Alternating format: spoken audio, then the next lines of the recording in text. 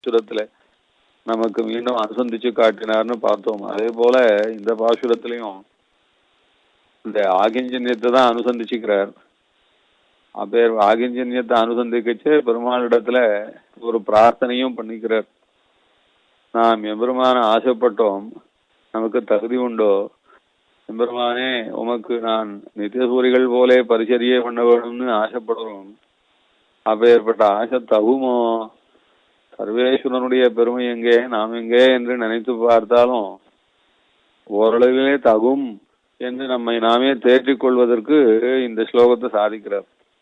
பத்மாமகி பிரபுதிபிஹி பரிபுக்தா பூம்னா சாஹா நிரத்ரமயி போக்தரிதே பவித்ரி துஷ்யேத்கிமங்கிரிகடினி தவ தேவதேவியா துர்வார தருஷ சபலேன சுனாபலீடா என்று சுவாமி தேசிகன் மகா கவியாக இருப்பதனாலே பதவிநியாசங்கள் அழகாக அமைஞ்சிருக்கணும்.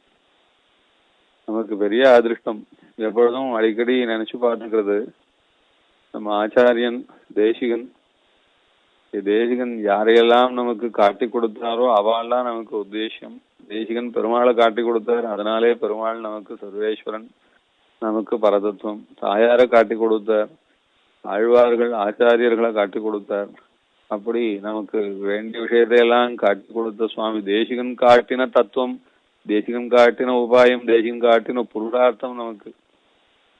அதனால தான் நாம தேசிகன்னே சொல்றோம். இதெல்லாம் காட்டி கொடுத்து நம்ம காப்பாற்றுறவர் தேசிகன். அதே போல ஆச்சாரியாலையும் சொல்லும் போது தேசிகன் இப்படி சாதிச்ச, தேசிகன் நமக்கு வழி சொல்லி கொடுத்தார், தேசிகன் நமக்கு தத்துவங்களை உபதேசம் பண்ண, தேசிகன் நமக்கு ரகசியங்களை உபதேசம் பண்ண, தேசிகன் காட்டின கிரந்தங்கள் நமக்கு உபாதேயம் என்று சுவாமி தேசிகனை காட்டித்தான் நம்ம ஆச்சாரியால் நமக்கு வசந்தவாளாராம். ஆக தேசிகன் யாரை காட்டினாரோ அவள்லாம் நமக்கு தெய்வமாயும் நமக்கு பிராபியமாயும் எல்லா விசேஷமாயும் இருக்கிறவா. அதே போலத்தான் தேசிகனை காட்டி கொடுக்கிறவா தான் நமக்கு ஆச்சாரியாள். அப்பேற்பட்டதான் சுவாமி தேசிகன் உயர்ந்த வேதாந்தி ஆயுது. அக்காலத்திலே மகர்ஷிகள் என்று அவதரிச்சான்னா இக்காலத்திலே நமக்கு அந்த மகர்ஷிகளுடைய பிரபாவம் குறையாமல் ஆச்சாரியராக வந்து அவதரிச்ச சுவாமி தேசிகன் உயர்ந்த கவியாயும் வந்து அவதரிச்சதுனாலே இப்பேற்பட்டதான ரொம்ப ரத்னமான ஸ்லோகங்களை எல்லாம் நாம் சேவிச்சு ரசிக்க முடிகிறது. இதுல இந்த ஸ்லோகம் ரொம்ப ஆழமான பாவத்தோட எம்பெருமானிடத்திலே விஞ்ஞாபனம் பண்றார். பத்மாமகி பிரபுதிபிஹி பரிபுக்தா பூம்னா காநிரத்ரமயி போக்தரிதே பவித்ரி. சர்வேஸ்வரா உண்மை நான் ஆசைப்படுறேன், தகுமோன்னு யோசிச்சு பார்த்தேன். எப்பேற்பட்டவன் எம்பெருமான வசத்தியா நினைச்சும் போது ஆழ்வார் எவ்வளவோ எந்தவனாச்சு, எவ்வளவோ எந்தவனாச்சு, அப்பேற்பட்டவன் இல்லையா, அவனை போய் நம்முடைய மனசாலே நினைச்சு பார்ப்பதும் கூட நம்முடைய மனசு ஒரு தீட்டான மனசு, அழுக்கான மனசு, ரொம்ப பாவம் பண்ணவாள் நாம். நம்முடைய மனசினாலே சர்வேஸ்வரனை தொட்டு பார்க்கறதுன்றது கூட பெருமாளை ரொம்ப இழப்பப்படுத்துவதாருது. ஒரு பெரிய தடாகமான பாலா இருந்தாலும் அதுவே கொண்டு போய் ஒரு சொட்டு விஷத்தை விடுவது போல இல்லையா, சர்வேஸ்வரனை நாம் தொட்டு பார்க்கலாமா என்று ஒரு க்ஷணம் நினைச்சு பார்க்க தோணினாலும் திருப்பி சர்வேஸ்வரனுடைய மகிமையானது நம்மால் கெடுமா? அது என்ன, நம்மால் கெட்டு போற அளவுக்கு அது அவ்வளவு தாழ்ந்த வஸ்துவாது. நம்மால் கெடுவதா இருந்தால் அது தாழ்ந்த வஸ்துவா தான் இருக்கணும். சர்வேஸ்வரன் அப்படி இல்லை, எல்லா கல்யாணங்களுக்கும் மேலானவன், எல்லா மேன்மலைக்கும் அப்பாற்பட்டிருக்கிறவன். அதனாலே நாம் அவன் ஆசைப்படுவதனாலேயோ, நாம் தீண்டுவதனாலேயோ, நாம் கைங்கரியம் பண்றதுனாலேயோ சர்வேஸ்வரனுடைய பெருமை குறையுமான்னு குறையாதே. அதனாலே நாம் சர்வேஸ்வரனிடத்திலே கைங்கரியத்தை ஆசைப்படலாம், பட்டால் ஒன்றும் தப்பு இல்லை. நித்திய சூரிய கோஷ்டிக்கு நாம் சேருவோமோ தகுவோமோ என்றால் தகுந்தவர்கள்னு நினைச்சுக்கிறதுல ஒன்றும் தப்பு இல்லைன்னு திருவள்ளப்படுறாரு. அதான் இந்த ஸ்லோகத்துல சாதிக்கச்சு. பெருமாளுடைய பெருமையை நினைச்சு பார்த்துக்கிறார், அவனுக்கு நாம் தகுமானு நினைச்சு பார்த்துக்கிறார், அப்புறம் ஏன் தகாதுன்னு கேட்டுக்கிறார். இந்த மாதிரியான 3 விஷயம் இந்த ஸ்லோகத்தினாலே சாதிக்கிறார். பத்மாமகி பிரபுதிபிஹி பரிபுக்தா பூம்னா. தாயார் கொண்டாடும்படியான பெருமை. தாயாரை கொண்டாடுவதற்கு இந்த பிரபஞ்சம் போராது. ஒரு நல் ஒருவன் என்கோ பொருவில் சீரு பூமி என்கோ திகழும் தன் பொறவை என்கோ தீ என்கோ வாயுவென்கோ நிகழும் ஆகாசம் என்கோ நிகழ்சுடர் இரண்டும் என்கோ. ஆழ்வார் கேட்டுக்கிறார், உன்னை என்னவென்று சொல்லுவேன்பா, இத்தனை பெருமைகள் உடையவன்னு சொல்லுவேனா, இன்ன பெருமை உடையவன்னு சொல்லுவேனா, இது எல்லாமா இருக்கிறவன்னு சொல்லுவேனா என்று பலவிதமா சொல்லி பார்த்துக்கிறார். அப்படி பெருமாளை கொண்டாட வேண்டும் அளவுக்கு இருக்கிறவள் தாயாரும் கூட.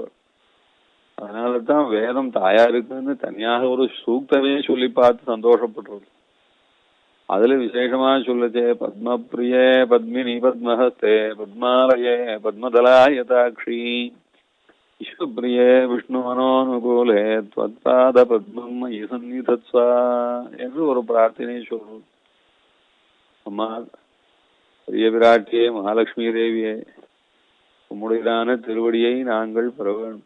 உம்முடைய திருவடி எங்கள் சிரசு மேலே பட வேணும், எங்கள் இல்லங்கள் எல்லாம் பட வேணும்.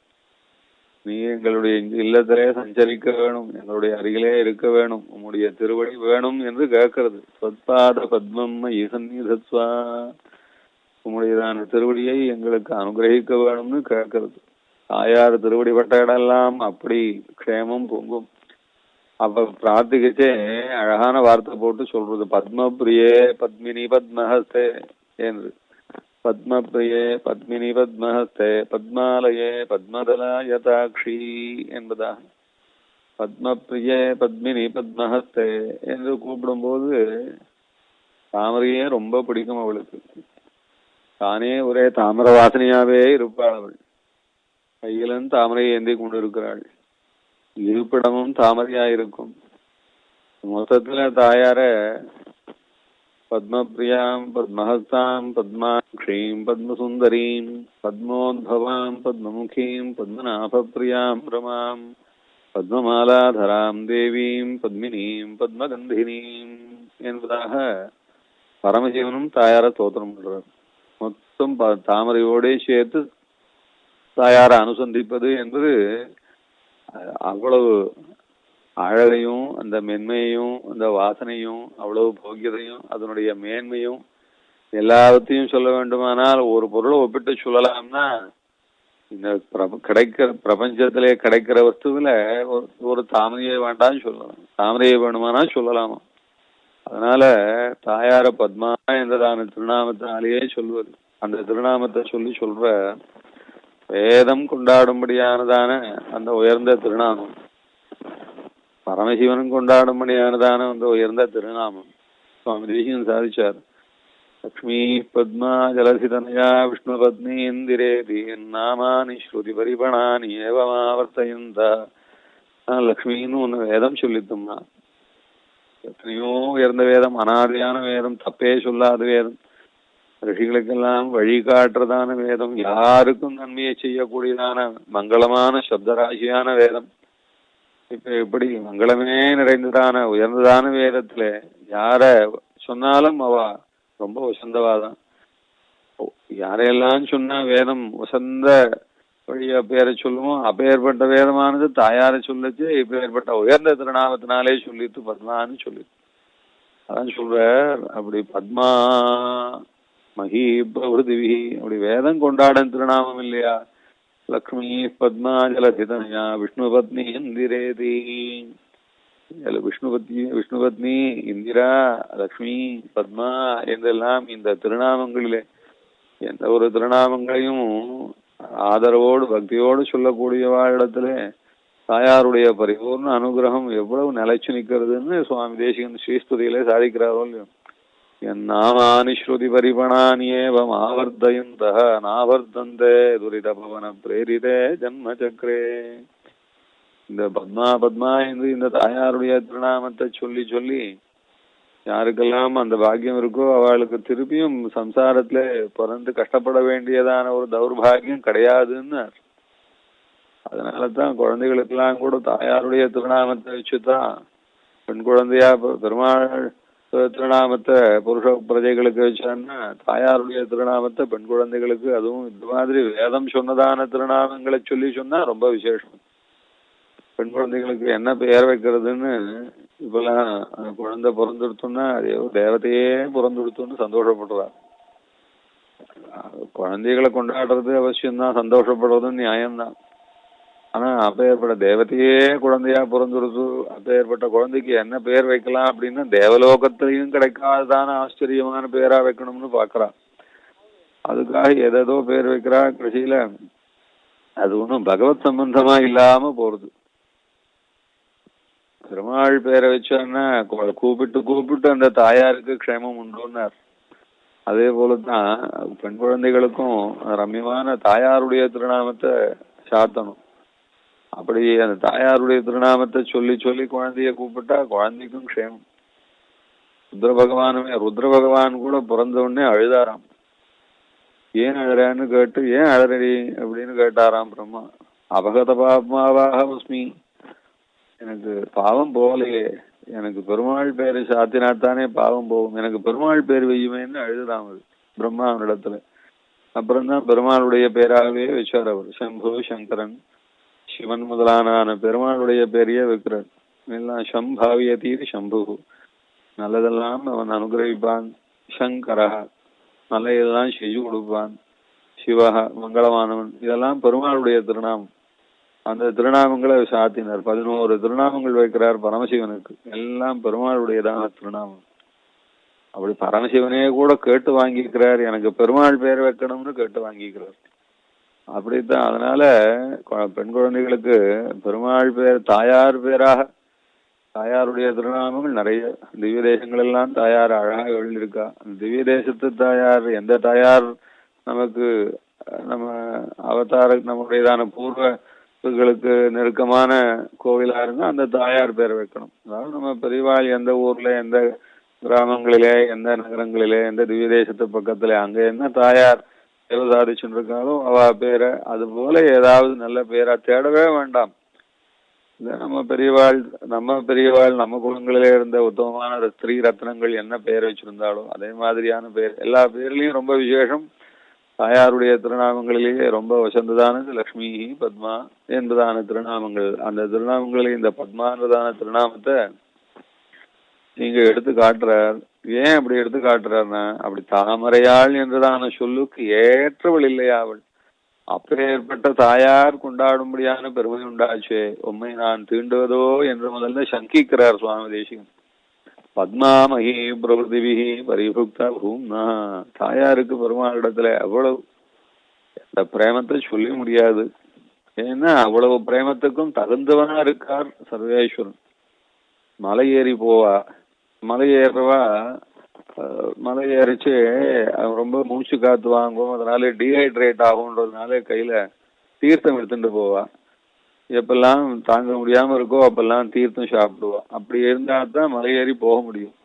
அகோபில மலை ஏறி போறா, திருமலை ஏறி போறா, எல்லாம் அப்போ கையில தீர்த்தம் எடுத்துட்டு போவா. சொல்லுவா, கீழே இருக்கு சேவே தெரிஞ்சவாளா இருந்தா மலை ஏறி போச்சு அகோபிலத்துல சொல்லுவா, கையில தீர்த்தம் எடுத்துட்டு போங்கோ, வழியில தீர்த்தம் கிடைக்காது, ரொம்ப சிரமமா இருக்கும், டீஹைட்ரேட் ஆயிடுச்சுன்னா ரொம்ப சிரமப்படும்னு. இப்பெல்லாம் மலை அது எப்படி அந்த மலை ஏறி போச்சே, மூச்சு காத்து வாங்குச்சு, நாக்கெல்லாம் வறண்டு போச்சு, அந்த தீர்த்தம் சாப்பிட்டாதான் தன் உடம்பு தன் நிலைக்கு வருதோ அது போல தாயார் அப்படியாக்கும் பெரிய விராட்டியார் எம்பெருமானுடைய திருவடியை தொட்டு தொட்டு தான் தன்னை உயிர் காப்பாத்திக்கிறாளாம். அந்த எம்பெருமானுடைய பெருமையிலே மண்டி அவர் பெயர்பட்ட சர்வே என்ன கருணாமூர்த்தி, என்ன கல்யாண குணங்கள், எவ்வளவு பரிசுத்தமானவர், எவ்வளவு பிரேமஸ்வரூபமானவர். மாதவன் என்பதோர் அன்பு தன்னை ஊற்றிருந்தேனுக்கு உரைப்பதெல்லாம் என்று சொல்லறா போல எங்க பரம கருணாமூர்த்தியாய் வியாபிச்சிருக்கிறவர், பரம மங்களமாய் வியாபிச்சிருக்கிறவர், பரம பிரேமஸ்வரூபியாய் வியாபிச்சிருக்கிறவர். தன்னிடத்தை எத்தனை பிரேமத்தை கொட்டுறாரு என்று அப்பேற்பட்டவர் பெருமாளுடைய கல்யாண குணங்களிலேயும் சேஷ்டிதங்களிலேயும் ஆசைப்பட்டு இப்ப ஏற்பட்டவரை தொட்டு பார்க்கணும், தொட்டு பார்க்கணும், தொட்டு பார்க்கலன்னா மூச்சு போயிடும். தொட்டு பார்க்கணும்னு ஆசைப்பட்டு அது தொடுவதுதான் எங்கே தொட்டு பார்க்கணும்னா அது திருவடியிலே தொட்டு பார்க்கணும். அவ்வளவு உயர்ந்தவர் இல்லையா அந்த பெருமாளுடைய திருவடியை தொட்டு பார்க்கணும்னு ஆசைப்பட்டு அதனால தான் க்ஷீராபியிலே தாயார் தாகத்துக்கு தண்ணீர் என்று தவித்தால் தண்ணீரை தவிர வேறொன்றையும் நாடாதா போலே எம்பெருமானுடைய பெருமையிலே தன் திக்கு முக்காடி போன தாயார் இந்த பெயர்பட்ட மகிமையுடையவன் மங்களமானவன். அதை தொட்டு பார்த்து தான் தன்னை கொஞ்சம் சுதாரிச்சுப்பார். அவரை தீண்டினால வழிய தவிச்சு போயிடுவா தாயார். அது திருவடியை தீண்டினால் ஒழிய தடிச்சு அப்பேற்பட்ட திருவடியை வடிவினையில்லா மலர்மகள் மற்ற நிறமகள் பிடிக்கும் மெல்லடியை கொடுவினையேனும் பிடிக்க நீ ஒரு நாள் என்று கொடுவினையே அப்பேற்பட்ட தாயார் வடிவினையில்லா மலர்மகள் அப்படின்னு தாயாருக்கு ஈடு உண்டா இந்த பிரபஞ்சத்தில்? அப்பேற்பட்ட தாயார் தொட்டு பார்த்து ஆசைப்படும்படியானதான திருவடியை உடையவனாச்சே என்று அதெல்லாம் பெரியவாள் காட்டி கொடுக்குறா. பெருமாள் நாம் சேவிக்கும் போது லக்ஷ்மி வராகன்னு சேவிக்கிறோம், லக்ஷ்மி நாராயணன்னு, லக்ஷ்மி ஹயக்ரீவன், லக்ஷ்மி நரசிம்மன் சேவிக்கிறோம். ஏன் இப்படியாகும்? இந்த தாயாரை எல்லாம் நாம் சேவிக்கும் போது பெருமாளுடைய மடியிலேயே அமர்ந்து கொண்டு சேவிக்கிறோம். தாயார் பெருமாளுடைய மடியிலேயே அமர்ந்து கொண்டு இருக்கா போலே சேவிக்கிறோம். அவ்வளவு பெரிய மடியோட அணைச்சு கொண்டு பெருமாள் இப்படி சேவை சாதிக்கிறாரே. அதுக்கு ஒரு பெருமை அழ்வார் சொன்னார், கலையிலங்கு மகள்குள் கமலப்பாவை கதிர்முத்த வெண்ணகையாள் கருங்கணாய்ச்சி முளை இலங்கு மொழி மணிப்பூன் வடவும் தேய்ப்பவாதவரை நெடுந்தோள் மூர்த்தி கண்டீர், மூவாதவரை நெடுந்தோள் மூர்த்தி கண்டீர். சாதாரணமா லோகத்துல தம்பதிகள் இருந்தான்னா இந்த தம்பதிகளுக்கும் ஒருத்தருடைய ஸ்பர்சத்தினாலே சந்தோஷம்னு ஏற்பட்டாலும் அவளுடையதான சரீரம் கெட்டு போறது. அது கர்மா, அது பிரபஞ்ச சிருஷ்டி, அப்படித்தான் இருக்கும். பிராகிருதமான சரீரம் அப்படித்தான். இவாளுடைய ஸ்பர்சத்தினாலே ரெண்டு பேருக்கும் ஒருத்தருக்கு ஒருத்தர் உடம்பு கெட்டு போறது. ஆனா சர்வேஸ்வரனுடைய பெரிய விராட்டியாரும் பெருமாளும் சேர்ந்து இருக்கச்சு எப்படி இருக்குன்னா அதான் இங்க சொல்றாரு, மூவாதவரை நெடுந்தோள் மூர்த்தி கண்டீர். பெருமாள் தாயார் மடியில வச்சுக்கிறார், ரொம்ப கட்டி அணைச்சுக்கிறார். பெருமாளுடைய மார்பு தாயாருடைய மார்பு ரெண்டும் சேர்ந்துக்கிறது. இப்படியான சேர்த்திகளிலே என்ன ஆறுதுன்னா அபராகிருதமான திவ்ய தம்பதிகளானபடினால இவ ஒருத்தருடைய ஸ்பரிசத்தினாலே பெருமாளுக்கு இன்னும் எல்லாம் அபிவிருத்தி ஆகி போறது. அவருடைய மகிமை அபிவிருத்தி ஆகி போறது. அவருடைய ஞான பல ஐஸ்வர்யம் வீரியம் சக்தி எல்லாம் எல்லை இல்லாமல் இருக்கிறது. இன்னும் மேற்கொண்டு எல்லை இல்லாமல் விரிந்து கொண்டே போறது. அப்படியாக்கும் தாயாருடைய ஸ்பர்சமானது, பெருமாளுடைய ஸ்பர்சமானது. இப்படி ரெண்டு பேருக்கும் ஒருத்தருக்கு இப்படியானதான ஸ்பர்சமானது இன்னும் மேலும் மேலும் ஸ்ரேயசையும் மங்களத்தையும் தருவதா இருக்கு. அப்படியாக்கும். அதனால தான் தாயாரையும் பெருமாளையும் சேர்த்து ஒரு மூர்த்தியா சேவிக்கச்சே லக்ஷ்மி வராகன், லக்ஷ்மி கிரீவன், லக்ஷ்மி நாராயணன், லக்ஷ்மி நரசிம்மன் இந்த மாதிரியாக சேவிக்கச்சே ரெண்டு பேருடையதான சேர்த்தியிலே அவ்வளவு ஒரு பெரிய ஒரு உயர்த்தி இருக்கு இல்லையா? அப்படியான தாயார் ஆழ்வார் சாதிச்சார். இதே போல கலையிலங்கும் மகளல்பும் கமலப்பாவி, கமலப்பாவியா இருந்தாலும் சரி, 1000 மடமங்களா இருந்தாலும் எந்த பிராட்டியினுடைய சேர்த்தியினாலும் தன்னுடையதான ஸ்ரேயஸும் மங்களமும் பெருமைகள் எல்லாம் அபிவிருத்தி ஆகிக்கொண்டே போகும்படியானதான அப்பேற்பட்ட ஒரு பெருமையுடையவன் பெருமாள்னு சாதிக்கிறார். அப்படியாக்கும் தாயாருடைய சேர்த்தியிலே பெருமை அடையக்கூடியவன். அப்படி தாயாருடைய சேர்த்தியானது பெருமாளுக்கும் ஸ்ரேயஸை தரக்கூடியது. அப்பேற்பட்ட தாயார் எம்பெருமானை எப்படியாக்கும் தாகத்துக்கு தவித்தவன் தண்ணீர் என்று தேடி அலையுமா போலே அகலகில்லேன் என்று இந்த பெருமாளை விட்டு நான் நகரமாட்டேன், என்னால முடியாது, நான் ஒரு க்ஷணம் கூட பிரிய மாட்டேன் என்று தவித்து கொண்டு அனுபவிக்கும்படியான பெருமையுடையவனா இருக்கார் பெருமாள். பத்மா மகி பிரபுதிவி. தாயார் பெருமாளை எவ்வளவு ஆசைப்படுறார் என்றத அந்த பெருமையும் இதையும் அவதாரங்களிலே பார்க்கலாம். ராமாவதாரத்திலே ராமனோடு சீதை கிளம்பிட்டா, வனவாசத்துக்கு போறா. வனவாசம் ரொம்ப கொடுமை. தாயார் எப்படி அவதரிச்சா? ஜனக மகாராஜனுடைய திருமகளாய் அவதரிச்சு அரண்மனையிலேயே வளர்ந்தவர். அதுக்கு மேல லோகத்துக்கெல்லாம் சக்கரவர்த்தியா இருக்கக்கூடிய தசரத சக்கரவர்த்தியினுடைய அரண்மனையிலே சகல போகங்களையும் அனுபவிச்சுட்டு இருக்கிறவர். புஞ்சானம் அனுடான் போகான் என்று அமானுஷமான போகங்கள் தசரத சக்கரவர்த்தியினுடைய அமானுஷமான போகங்கள். பூமண்டலத்துல கிடைக்கிற போகங்கள் மாத்திரம் இல்ல, எல்லாம் சொர்க்கலோகத்துல கிடைக்கிற போகங்கள்லாம் கூட தசரத சக்கரவர்த்தி அரண்மனையிலே இட்டவிடத்திலே கிடைக்கும் எங்கும். ஏன்னா அப்படியாக்கும். தேவலோகத்திலிருந்து விசேஷங்கள்லாம் இந்த அரண்மனையிலே காண கிடைக்கும். அப்படி இந்திரன் அவ்வளவு கொடுத்துருக்கார் தசரதனுக்கு. அப்படியெல்லாம் தேவலோகத்துக்கு ஒத்தாசை பண்ணி சம்பாதிச்சதான போகங்களை எல்லாம் யார் அனுபவிக்கிறான்னா வந்த மாட்டு பொண்ணுக்கு அதுல எல்லா விதமான உரிமையும் உண்டோ இல்லையோ அப்படி அவ அனுபவிச்சுட்டு இருக்காளாம். அப்பேற்பட்டவ, அதுவும் 18 வயசு.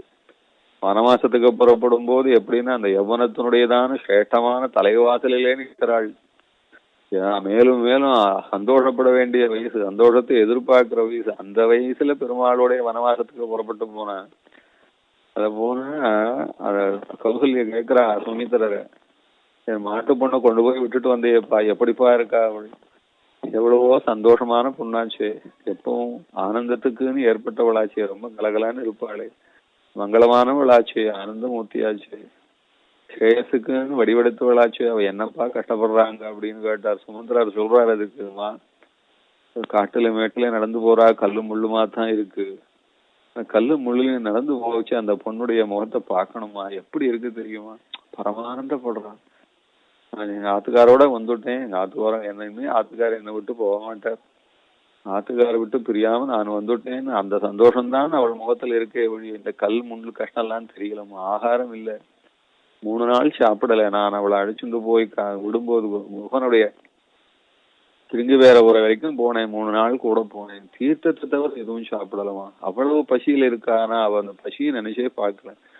ராமன் பக்கத்துல இருக்கோம், ராமனை பார்த்துட்டே இருக்கோம், ராமனுடைய சமீபத்துல இருக்கோம்ன்ற அந்த சந்தோஷம் தான் அவ முகத்தில் தெரியுது. ஆனந்த பெண்ணா இருக்காளே ஒழி, அவ கஷ்டப்படவே இல்லைமா. பெருமாள் பக்கத்துல இருந்தான்னா எஸ்வயா தகசஸ்வர்கோ நிறையோ எஸ்வயாவினா இது ஜானன் பராம்பிரீதியும் கச்சராமம் வயாச. பெருமாள் பக்கத்துல இருந்தா அதுவே பரமானந்தம், அதுவே பெரிய சொர்க்கம், அதுவே பரமபதம்னு அவ எப்படி ஆகும் ஆனந்தப்பட்டு சொல்லிட்டு போ. அந்த அப்படியே அனுஷ்டிச்சு காட்டுறா. உண்மையிலே அப்படிதாம்மா இருக்கா. வெயில் கொளுத்துறது, என்ன சூடு தாங்கல, அரண்மனையிலே நிழலே வளர்ந்தவோ, வாசனா திரவியங்களுக்கு மத்தியத்திலே வளர்ந்தவள், அவள் எப்படி இருக்கான்னா அவள் சந்தோஷப்படுறத பார்க்கணுமா. அப்போ அப்படி சந்தோஷப்படுறா அப்படின்னா பெருமாள் தாயார சொல்றார், அப்படியாக்கும் தாயார் ஒன்னு அனுபவிக்கிறாளேப்பா.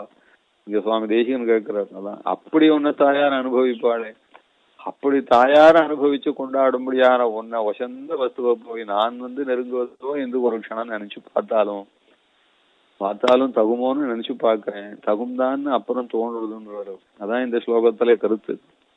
பத்மாமகி பிரபுதிபிகி பரிபுக்த பூம்னா, தாயாருடைய தாயார் அர்ப்பணி தாயார் அவதரிக்கச்சேவும் அப்படிதான் ரொம்ப வசத்தியா பெருமாளை நினைச்சுக்கிறா. எப்படி வேதம் கொண்டாடும்படியான தாயார், அதுவும் ஒரு சூக்தம் போட்டு சொல்லி ஸ்ரீசூக்தம்னே தனியா வசத்தியா லோகத்துக்கெல்லாம் க்ஷேமத்தை தரக்கூடியதான மந்திரமான அந்த ஸ்ரீசூக்தத்திலே அப்படி கொண்டாடப்பட்ட தாயார். அந்த தாயார் எப்படி பெருமாளை கொண்டாடுறான்னா, அப்படி கொண்டாடும்படியான தாயாராலே கொண்டாடப்படும்படியான பெருமாளா இருக்கச்சு நான் தகுவனோன்னு அதனுடைய முதல்ல 2 வரியினுடைய அர்த்தம். அது தாயார் எப்படி கொண்டாடுறான்னா, அது ருக்மிணி தாயார் இருக்கச்சே அப்படித்தான். அத சொல்லுவ ராமாயணத்திலயும் சொல்லச்சே, சீதை காட்டு வழியா போறா, காட்டு வழியா போச்சே நிறைய புழுதியெல்லாம் அடிக்கிறது. சாதாரணமா ரொம்ப நாசூக்கான பெண், நாகரிகமானவா, ரொம்ப வாசனையே விரும்புவா, எப்பவும் பியூட்டி கான்சியஸா இருக்கக்கூடியவா, அழகுன்னு தன்னை பார்த்துக்க கூடிய பெண்களா இருந்தான்னா அந்த புழுதியோ நாத்தமோ அதெல்லாம் அவளுக்கு அடியோட செயல்படாது, பிடிக்கவே பிடிக்காது. தாயார் அவ சக்கரவர்த்தியோட மாட்டு பொண்ணு, அவ எல்லாம் எப்பவும் அழகுதான் அவளுக்கு பிரதானமா இருக்கும். ஆனா பெருமாளோட போச்சே இந்த புழுதி வாரி அடிக்கிறதா, ரஜோரமண தன்மன்யே பராத்தியமிவ சந்தனம். இந்த புழுதி வாரி அடிச்சு உடம்பெல்லாம் அங்க புழுதி படிஞ்சிருக்கான், எப்படி பாத்துக்கிறான்னு. எங்க ஆத்துக்காரோட வந்தேன், ஆத்துக்கார் பக்கத்துல இருக்கார், என்ன அழைச்சுன்னு வந்துட்டார் அவர், என்ன விடல. இந்த புழுதியெல்லாம் பார்த்தா எப்படி இருக்கு அப்படின்னா, என்ன சந்தனம் பூசினா அந்த வாசனைக்கு எவ்வளவு சந்தோஷப்படுவாளோ அது போலயே இந்த புழுதி அடிச்சதுன்னா அது சந்தோஷப்படுவான். எங்க ஆத்துக்கார பக்கத்துல இருக்குச்சு இந்த புழுதி என் மேல பட்டது என்று அப்படித்தான். ராமன் பக்கத்துல இருக்குச்சே அடி மேல புழுதி அடிச்சு பட்டாலும் சரி, அந்த புழுதியும் அவர் பக்கத்துல இருக்கிறதுனால இந்த மாதிரியான புழுதி எவ்வளவு நல்லா இருக்கு என்று அதை சந்தோஷப்பட்டுப்பான்னு. இதெல்லாம் எதுக்கு சொல்றதுன்னா, அந்த பகவானிடத்துல பகவானுடைய பெருமையிலே தாயார் எவ்வளவு ஆசைப்பட்டு மண்ணி இருக்கா, அதை உணர்ந்து மண்ணி இருக்கான்றது. அதான் இங்க பரிபுக்த பூம்னஹான்னு சுவாமி தேசி, அது உணர்ந்து ஆசைப்பட்டு இருக்கா, உணர்ந்து அனுபவிச்சுட்டு இருக்கா தாயார். ருக்மிணி பிராட்டியா அவதரிச்ச போது காதல் கடிதாசி எழுதுறா, உன்னைத்தான் கல்யாணம் பண்ணிப்பேன், உன்னைத்தான் கல்யாணம் பண்ணிப்பேன்னு சொல்லச்சே எப்படி எழுதுறா அப்படின்னா, ஒரு பெண்ணு முன்ன பின்ன பார்க்காதவள், இது வரைக்கும் கண்ணன் ருக்மிணி தாயாரை பார்த்ததுல ருக்மிணி கண்ணனை பார்த்தது கிடையாது, அப்படி இருக்கச்சே இந்த பெண்ணானவள், அதுவும் அப்பா சொல்ற இடத்துல கல்யாணம் பண்ணிக்க வேண்டியவள் இவள் போய் ஒரு காதல் கடிதாசி கண்ணனுக்கு எழுதி அனுப்பலாமா அப்படின்னா, நிர்விஷ்ய கர்ண விவரை ஹரதோங்கதாபம் ரூபம் விஷாம் திருஷிமதாம் அகிலார்த்த லாபம் பையச்சுதா விஜதி சித்தம் அபத்திரபமேன. என்ன செய்வேன்? உன்னுடைய உன்னுடைய அழகு கேள்விப்பட்டேன், உன்னுடைய சரித்திரங்களை கேள்விப்பட்டேன், என் உடம்பிலிருந்து வெக்கம் என்னை விட்டு போயிடுத்தேன். நான் என்ன பண்ண, அப்படியே மனசையும் ஆத்மாவையும் அபகரிக்கும்படியானதான உன்னுடைய கல்யாண குணங்களையும் அழகையும் கேள்விப்பட்டேன். எனக்கு வெக்கம் போயிடுத்தே, நான் என்ன பண்ணுவேன்? வெக்கம் என்கிற ஒரு குணம் என்னிடத்திலே தங்கியிருந்தா நான் இந்த கடிதாசி எழுதியிருக்க மாட்டேன், உனக்கு இந்த கடிதம் உனக்கு அனுப்பிட மாட்டேன். ஆனா என்னிடத்துல வெக்கமே இல்லை, போயிடுத்து. உன்னை நினைச்சா விட்டு எனக்கு வெக்கம் தங்குமா? அதனாலே போய்விட்டதுன்னு சொல்றோம். யத்பாத பங்கஜரஜ ஸ்னபனம் மகாந்தா வாஞ்சந்த்யுமா பிரதீரிவ ஆத்மதமோ பகத்யை யர்ஹ்யம்புஜாக்ஷணலபேய பவத்பிரசாதம் யஹ்யாமசோன் ரதகிருஷான் சதஜன்ம அபிஸ்யாம் என்று சொல்றோம். கண்ணா, நான் உன்னை ஆசைப்பட்டேன், எத்தனையோ விரதங்கள் இருந்தேன், பெரியவர்கள் எல்லாம் ஆதரிச்சேன், யஜ்ஞங்கள் பண்ணுவதற்காக பெரியவர்களுக்கெல்லாம் ஒத்தாசை பண்ணியிருக்கேன், தான தர்மங்கள்லாம் பண்ணியிருக்கேன், எத்தனையோ யாகங்களை நடத்தி கொடுத்துருக்கேன். எல்லாம் எதற்காகன்னா அத்தனையும் ஒன்னாடையணும்ன்றதான ஆசையினால்தான், ஒன்னாடையணும்ன்றத ஆசையினால்தான் விரதங்கள் இருந்தேன், தானங்கள் பண்ணேன், யாகங்கள் எல்லாம் நடத்தி கொடுத்தேன், உன்னையே நினைச்சுட்டு இருந்தேன். இவ்வளவு புண்ணியம் பண்ணியும் எனக்கு நீ கிடைக்காம போயிருந்தா போயிட்டியான. எப்பேற்பட்ட ஒண்ணு பரமசிவன் உன்னுடைய திருவடி பொடி நீர் மிதிச்ச மண் அழுக்கு இருந்தா போறோம். நீர் மிதிச்ச மண் அழுக்கு இருக்க, அந்த மண் அழுக்கு எடுத்து தலையில தேய்ச்சி கொண்டு ஆஹா நான் பாக்கியவானானேன் என்று பரமசிவன் சொல்லிக்கொண்டு திரிகிறார். அவ்வளவு பெருமை.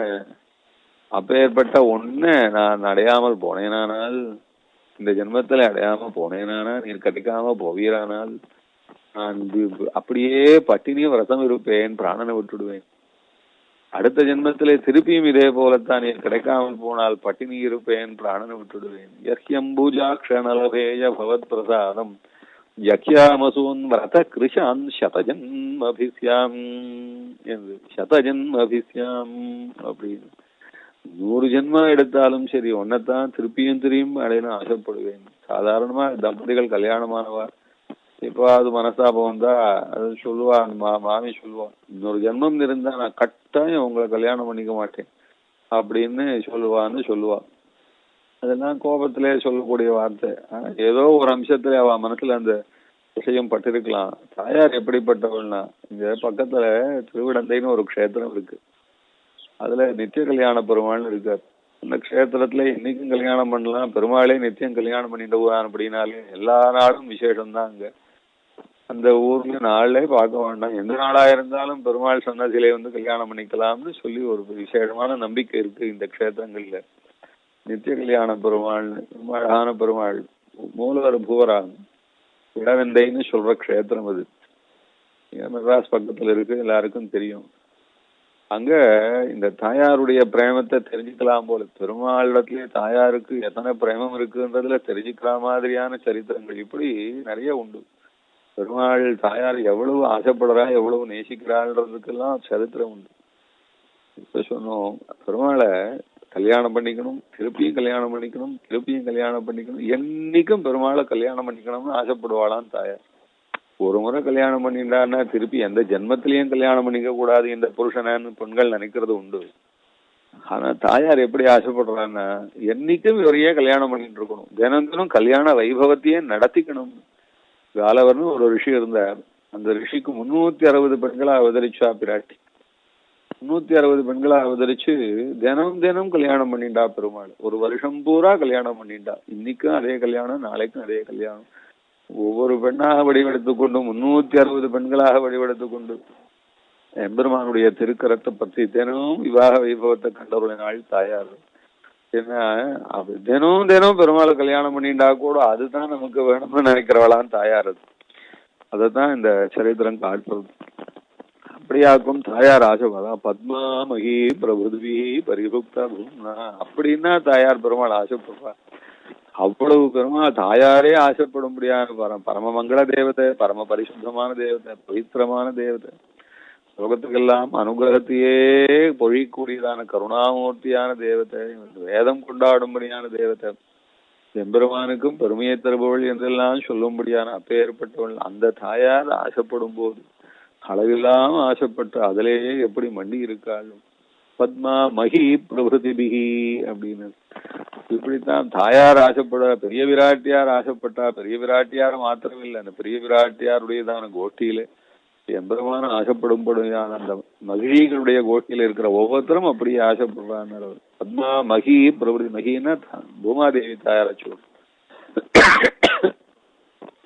பூமிர் பூம்னாத்யோர்வரிணாந்தரிக்ஷம் மகித்வா. பூமாதேவி தாயாரையே மகின்னு சொல்றதுன்னா ரொம்ப பெரியவள், எல்லா பெருமையினாலும் ரொம்ப பெரியவள், ரொம்ப பெரியவனான பெருமாளுக்கு வசந்த உகந்த பொருத்தமா ரொம்ப பெரிய வசத்தியான தாயார். அதனாலதான் மகின்னு சொல்றோம். ரொம்ப பெரியவள், எல்லாவற்றினாலும் வசந்தவள்னு அர்த்தம், எல்லாவற்றினாலும் பெரியவள்னு அர்த்தம். அப்பேற்பட்டதான தாயார் ஆச்சு. அவளவா ஆசைப்படுறாள். அது பெருமாளை எப்படி தான் ஆசைப்படுறோம், தான் ஆசைப்படுறேன்றத தாயார் பூமி பிராட்டியார் ஆண்டாளா வந்து அவதரிச்சு காட்டி கொடுத்தா. தான் எப்படியெல்லாம் பெருமாள் ஆசைப்படுறான்றது அதுதான் பாக்குறோம். திருப்பாவியில ஆண்டாளை காட்டி கொடுப்பது என்னன்னா, அது பெருமாளை எப்படி ஆசைப்படுறேன், நான் பூமாதேவியாயிருந்து நான் எப்படி ஆசைப்படுறேன், ஏன் ஆசைப்படுறேன், எவ்வளவு விசேஷம் இருக்கு அந்த எம்பெருமானிடத்துல. அவ்வளவு ஆசைக்கு தகுந்தவனாச்சே. அப்பேற்பட்ட பெருமாளை நீங்கள் எல்லாம் அதே போல ஆசைப்படக்கூடாதா, அதே போல சந்தோஷப்படக்கூடாதா, அதே போல பெருமாள் ஆசைப்பட்டு அனுபவிக்க கூடாதா, அதுக்கு உண்டானதான வழியை சொல்லித்தரேன் என்று. அதனாலதான் பூமி பிராட்டியார் தானே வந்து அவதரிச்சு திருப்பாவி நாச்சியார் திருமொழி என்று 2 பிரபந்தங்களினாலே வைகுந்தத்திலே பூமி பிராட்டியார் எம்பெருமான அனுபவிச்சுருக்கான்றது நமக்கு என்ன விதமா தெரியும், நமக்கு என்ன விதமா பிராட்டியனுடைய மனோபாவங்களும் அனுபவங்களும் எப்படி இருக்குன்னு நமக்கு தெரியாதோ இல்லையோ. அதனால அதை சொல்லிக் அதுக்காகத்தான் பூமியிலே வந்து அவதரிச்சோம். தான் ஒரு நல்ல விஷயத்தை அனுபவிச்சுருந்தா, வசந்த விஷயத்தை அனுபவிச்சிருந்தா அதனுடைய பெருமையை மற்றவாளுக்கும் எடுத்து சொல்லணும்னு ஆசை வருமோ இல்லையோ. அவளும் தான் அதே மாதிரி இந்த எம்பெருமான ஆசைப்பட்டு அடைஞ்சு அனுபவிச்சான்னா எவ்வளவு நன்னா இருக்கு என் பெருமாளுக்கு. அதனால தான் பூமாதேவி தாயார் தானே மீண்டும் இங்க ஆண்டாளா வந்து அவதாரம் பண்ணி அந்த பரமபதத்திலே தான் அனுபவிக்கிற எம்பெருமானுடைய பத்தி, அந்த எம்பெருமானுடைய அனுபவங்கள் எல்லாம் இதெல்லாம் சொல்றதுக்காகத்தான் திருப்பாவி நாச்சியார் திருமொழி என்று சொல்லி காட்டி அதுல தான் எவ்வளவு ஆசைப்படுறேன் என்றதையும் சொல்றாங்க. அதை சொல்லும் போதுதான் நாச்சியார் திருமொழியெல்லாம் ரொம்ப விஸ்தாரமா இருக்கு. திருப்பாவிலையும் அதான் விசேஷமா இருக்கு. அது திருப்பாவில சொல்லும்போது சித்தஞ்சிறுகாலே வந்து உன்னை சேவித்து உன் பொற்றாமரை அடியே போற்றும் பொருள் அப்படின்னு பூமாதேவி தாயார் சொல்வது என்ன, பொற்றாமரை அடியே போற்றும் பொருள், இந்த திருவடியே எல்லாம் பொருள், இதுவே எனக்கு எல்லா புருஷார்த்தம், இதுவே எனக்கு எல்லா சந்தோஷமும் இது. அப்படியாக்கும் பெருமானுடையதான பெருமை. திருவடி ஒண்ணு மாத்திரமே போரும், அதுக்கு திருவடி ஒண்ணு மாத்திரமே இவாளுக்கு அனுபவித்து தீராது. அதை சொல்லணும். அங்க திருவடி ஒண்ணு பெருமானுடைய திருமேனியை பூர்ணமா அனுபவிப்பதா, கல்யாண குணங்களை அனுபவிப்பதா, சேஷ்டிடங்களை அனுபவிப்பதான்னா இல்ல. திருவடியிலே லயிச்ச மனசு சந்தோஷப்படும் அந்த அந்த பிரம்மானந்தத்துக்கே எல்லாம் கிடையாதுன்னு. அப்படி திருவடியிலேயே லயிச்சு எப்படி தேன் கடலிலே ஒரு எறும்பு விழுந்தால் எப்படி திக்குமுக்காடி போகுமோ அதுபோல திருவடியை மாத்திரம் அனுபவிச்சா வாக்கும் தாயாருக்கு அவ்வளவு ஆனந்தமா இருக்காது, திக்குமுக்காடி போக முடியாத ஆனந்தமா இருக்காது. அப்பேற்பட்ட பெருமாள்னு திருப்பாவையிலே காட்டி கொடுத்து அந்த எம்பெருமான அடையறதுக்கு எப்படியெல்லாம் ஆசைப்படும், எப்படியெல்லாம் ஏங்கணும்னு அதுதான் திரு நாச்சியார் திருமொழியில சொல்லி கொடுக்குறார். இந்த சர்வேஸ்வரனை அடையறதுக்கு எப்படியெல்லாம் ஏங்கணும், அந்த ஏக்கத்தினுடைய பரிணாமங்கள் என்ன, எவ்வளவு அடம் பிடிக்கணும். அந்த பெருமாள் தான் எனக்கு வேணும், சர்வேஸ்வரன் வேணும்னு எப்படி அடம் பிடிக்கணும், அந்த மனசானது எப்படி தவிக்கணும், அந்த தவிப்பெல்லாம் காட்டி கொடுக்கறது தான் திருப்பாவியம் நாச்சியார் திருமொழியும். நாச்சியார் திருமொழியில கண்ணன் இருந்த பிருந்தாவனத்திலே அந்த கண்ணன் இருந்த பிருந்தாவனத்திலே அந்த அடிப்பொடிதான் ஆகாதோ, எம்பெருமான் சாத்தி கொண்ட ஒரு திருச்சுழாய் தான் கிடைக்காதோ, எம்பெருமான் ஊதின புல்லாங்குழலில் இருந்து அந்த புல்லாங்குழலுக்கு சொட்டு சொட்டாக அந்த வாய் எச்சில் ஊறி வெளியிலே வந்து விழுமே, அந்த எச்சிலை கொண்டு வந்து குளிர முகத்து தடவிறேன், அந்த எச்சிலை கொண்டு வந்து முகத்துல தடவுங்கோ, எனக்கு அது எவ்வளவு பிரம்மானந்தமா இருக்கு. பிருந்தாவனத்திலே இருக்கிற கண்ணன் சஞ்சரித்த தேசங்களிலே என்னை கொண்டு போய் போட்டுடுங்கோ எனக்கு. கிருஷ்ண ஸ்பர்சம் இருந்த இடமும் போரும். அது கண்ணனுடைய ஸ்பர்சம் தான் வேணும்னு இல்லை, கிருஷ்ண ஸ்பர்சம் இருந்த இடமும் போதும், அதுவே பிரம்மானந்தமா இருக்கும். அதான் இதெல்லாம் காட்டி கொடுக்குறா தாயார். ஆண்டாளா அவதரிச்சு காட்டி கொடுக்கறது. இப்படி சர்வேஷ் இப்படி தாயாரும் பெரிய பிராட்டியாரும் பூமி பிராட்டியாரும் இன்னும் இளை பிராட்டியாரும் முதலானவர்கள் எல்லாம் அப்படியே தாகத்துக்கு தவித்தார் போலே, தண்ணீர் என்று தவிப்பார் போலே எம்பெருமான தொட்டு தொட்டு அவனுடைய குணங்களை நினைச்சு நினைச்சு எம்பெருமானுக்கு சமர்ப்பித்த வஸ்துக்கள் ஏதேனும் ஒன்று கிடைத்தாலும், அது திருத்துழாய் கிடைத்தாலும் போரும், அந்த திருத்துழாய மாத்திரம் சிரசாலே தரித்து சிரசிலே கொண்டாடி முகத்தாலே முகந்து பார்த்து அந்த அனுபவம் கூட போரும்னு நினைப்பாளே. அப்பேற்பட்ட பெருமையுடையவனாச்சு. பத்மாமகி பிரபுதிபிகி பரிபுக்த பூம்னா தாஹானிரத்ரமயி போக்தரிதே பவித்ரி. நான் நீச்சந்தான், அமர்யாதா க்ஷுத்ரஹா சலமதிஹி. நான் ரொம்ப நீச்சந்தான், நான் எதனையோ பாவ ராசிகளுக்கெல்லாம் மூட்டையா இருக்கேன். எப்படி பெருமாளுடைய கல்யாண குணங்களுக்கு மேல் எல்லை இல்லைன்னு சொல்லுவாளோ, அது போல என்னுடையதான பாபங்களுக்கும் என்னுடையதான தீவினைகளும் எதுக்கும் கீழ் எல்லை கிடையாது. அப்படியாக விரிஞ்சு கிடக்கிறது எனக்கு. அவனுடைய கல்யாண குணங்கள் எண்ண முடியாதுன்னு சொன்னான்னா நான் பண்ணிருக்கிற பாபங்களையும் எண்ண முடியாது. எல்லாம் உண்மைத்தான். ஆனா இருந்தாலும் அப்படி என்ன சொல்றாரு பாருங்க, அழகா சொல்ற. காஹானிரத்ரமயி போக்தரிதே பவித்ரி, காஹானிரத்ரமயி போக்தரிதே பவித்ரி. என்ன தப்பு நடந்து போறது பெருமாளை? நான் உன்னை அனுபவிச்சனா, நான் உன்னை மனசாலே தீண்டினா, இல்ல உனக்கு நான் ஒரு கைங்கரியம் சமர்ப்பிச்சா, ஒரு அர்க்கபாதியாஜ மணியை சமர்ப்பிச்சால்தான் நித்திய சூரிகள் கோஷ்டியிலே சேர்ந்து கொண்டு என்னுடைய வாக்காலே உண்மைத்தான ஸ்தோத்திரம் பண்ணினால்தான் என்ன ஹானி உமக்கு வந்துட போறது சுவாமி அப்படின்னு கேட்டுக்கிறாரோ. என்ன ஹானி வராதா? ஹானி இவ்வளவு வசந்த கோஷ்டியிலே உனக்கு சேரலாமா? இவ பட்டர் கேட்ட ரங்கநாதனை பார்த்து ஆண்டவன் திருக்குழந்தை ஆண்டவன் சாதிக்கு அழகா சொல்லுவார். பட்டர் ரங்கநாதன் சன்னியில போனாரா, இந்த படத்துல இருக்கிற ரங்கநாதனை பார்த்தாராம். அப்படியே பார்த்தாராம், கையை கூப்பினாராம். உடனே விழுந்து விழுந்து சிரிச்சாராம். என்ன விழுந்து விழுந்து சிரிக்கிறீர் அப்படின்னா, ஒண்ணும் இல்ல, இந்த கோவில்ல நேத்து நாய் உள்ள வந்துடுதுன்னு சொன்னா, அதுக்காக கோவிலே பெரிய லகு சம்பரோக்ஷணமா போட்டு புரட்டி எடுத்தா, பெரிய பெரிய எல்லாம் இப்ப சம்பரோக்ஷணங்களா பண்ணி வச்சா. நேற்று இன்னும் ரொம்ப நாய் இப்ப பெட்டர் பண்ணிட்டு இருந்தார், சம்பரோக்ஷணம் பண்ணணும், நாய் வந்து எடுத்து அதனால என்று சொல்லி இல்ல, ஏன்னா நாய் உள்ள வந்து எடுத்தோம்னா சுத்தியே போச்சுன்னு சொல்றா. அப்படி கூட போகுமான்னு சுத்தி எனக்கு தான் ஒன்றும் புரியல. ஒரு சுத்தி இதுக்கெல்லாம் போற சுத்தியா தெரியல எனக்கு. இருந்தாலும் ஆகம சாஸ்திரங்கள்ல அதெல்லாம் விரிச்சிருக்குன்றதுனால எல்லாம் ஆகம பிரகாரம் பண்ணணும்னு அவ பண்றா. ஆனா இருந்தாலும் எனக்கு இன்னும் ஒரு சந்தேகம் இருக்கு. ஏன் தெரியுமா அப்படின்னா, சரி நாய் துவஜஸ்தம்பத்தை தாண்டி உள்ள வந்து கொடுத்தோம்னா இவ்வளவு ஆர்ப்பாட்டம் பண்றாளே கோவில்ல, நாயோட மகா கேவலமாச்சே, நான் கர்ப்ப கிரகத்துக்குள்ளேயே உன்னை பார்த்துட்டே இருக்குன்னு யாரும் ஒன்றும் இப்படியான பரிசுத்தி எல்லாம் ஒன்றும் கிடையாதா? இன்னும் ஒன்றும் பிராயசித்தெல்லாம் கிடையாதா? லகு சம்பரோஷணம் எல்லாம் ஒன்றும் கிடையாதா? என்ன இப்படி என்ன சாஸ்திரம் இது அப்படின்னு கேட்கிறாரு. ஏன்னா நாயை காட்டிலும் நான் உன் பக்கத்துல வந்தான்னா இதுக்காக யாராங்க என்ன இங்க பிராயசித்தமா பண்ண போறா? ஒன்றும் பண்றது இல்லையே. ஆனா உண்மையில பெரிய பிராயசித்தம் நிறைய பண்ணணும் போலத்தான் இருக்கு. என்ன நினைச்சு பார்த்தனா கோவிலுக்கு இதோட மகா சம்பரோஷணமே பண்ணணும் போலத்தான் இருக்கு. இருந்தாலும் யாரும் எதுவும் பண்றது இல்ல. என்னவோ என்ன வினோதமோ தெரியல என்று அங்க சொல்லச்சே ஆகமத்தை மறுத்து பேசுறாருன்னு நினைக்க கூடாது.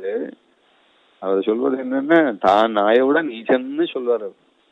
அதான் இந்த ஸ்லோகத்திலயும் அதான் வரப்போறது விஷயம் மேற்கொண்டு, தான் நாயை விட நீச்சன்னு அப்படின்னு அழ்வார் சொன்ன. வயது நின்னை வல்லவா படித்தவர்க்கும் அறிவோர் செய்த நின்ன செற்றத்தீயில் வெந்தவர்க்கும் வந்துன்னை எய்தலாகும் என்பராதலால் மாயராயினேன் செய்த குற்றம் அற்றமாகவே குள்ஞால நாசனே எய்தலா வயது நின்னை வல்லவா படித்தவர்க்கும் அறிவோர். பெருமாளுடைய கல்யாண குணங்களை நினைச்சு பாத்துக்கிறாரு. ரொம்ப உயர்ந்தவனா இருக்கான்.